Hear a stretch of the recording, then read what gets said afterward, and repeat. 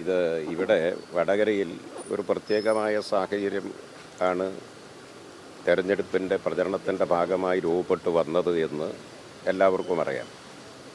ആ സാഹചര്യത്തെ സംബന്ധിച്ച് കേരളം മുഴുവൻ ചർച്ചയ്ക്ക് വിധേയമായിട്ടുള്ളതുമാണ്.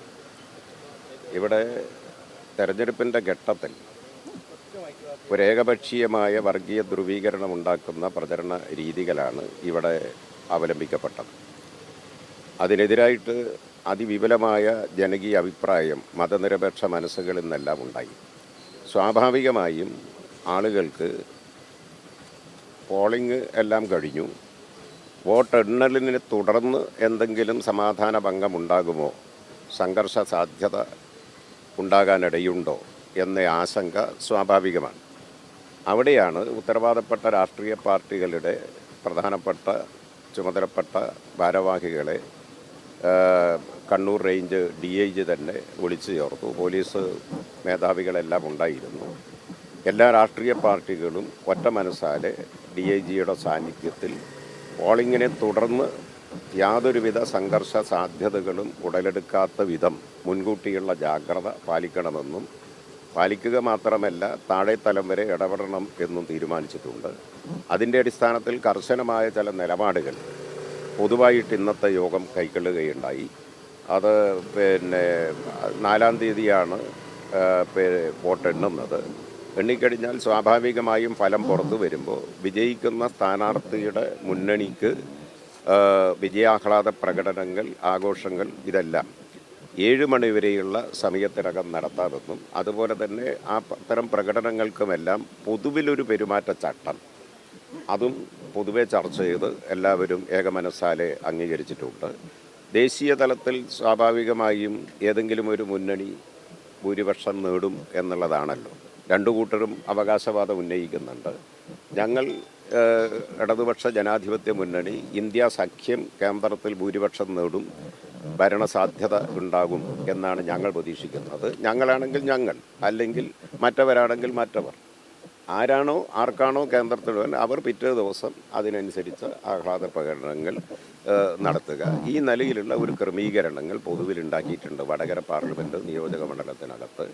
അത് കർശനമായി നടപ്പിലാക്കുന്നതിന് താഴെ തലം വരെ ഓരോ പാർട്ടിയും, എല്ലാ പാർട്ടിയും എല്ലാ ദിക്കിലും ഉണ്ടായിക്കൊള്ളുന്നില്ല, എല്ലാ മുന്നണിയും ഉണ്ടാകും. എല്ലാ മുന്നണിയിലും അതുപോലെ പാർട്ടികളും അവരുടെ എല്ലാ കേന്ദ്രങ്ങളിലും അവർക്ക് ബന്ധപ്പെടാനാവുന്ന വിധത്തിൽ താഴെ തലം വരെ അണികളെ മുഴുവൻ ഇത് ബോധ്യപ്പെടുത്തി ഇത് നാടിൻ്റെ ഒരു പൊതു അവബോധമാക്കിയിട്ട് പൊതുധാരണയാക്കി മാറ്റാനാണ്.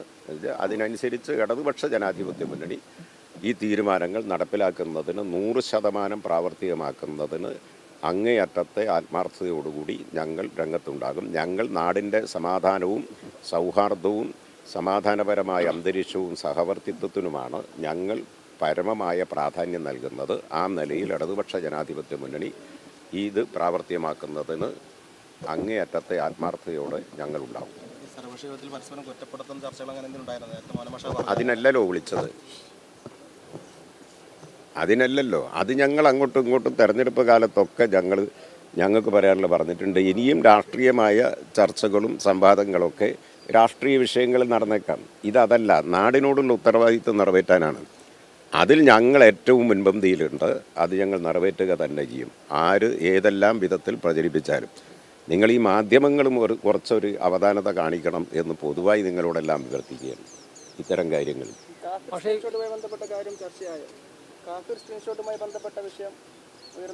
നിങ്ങളത് ചർച്ചയാക്കാൻ പല വിഷയങ്ങളും നിങ്ങൾ എത്രയോ 10, 20, 25 പരാതികൾ വർഗീയ ധ്രുവീകരണം ഉണ്ടാക്കാനുള്ള സംബന്ധിച്ച് പോലീസിൻ്റെ മുമ്പാകെയുണ്ട്.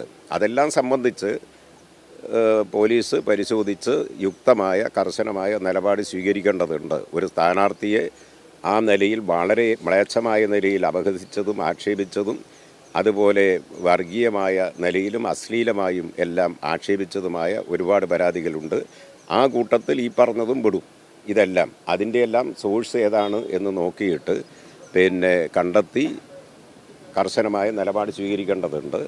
ഒരുപാട് എണ്ണത്തിൻ്റെ കൂട്ടത്തിൽ ഇതും പെടും. അതെല്ലാം കൂടി ഒന്നിച്ച് പരിശോധിച്ച് പോലീസ് നടപടി സ്വീകരിക്കട്ടെ.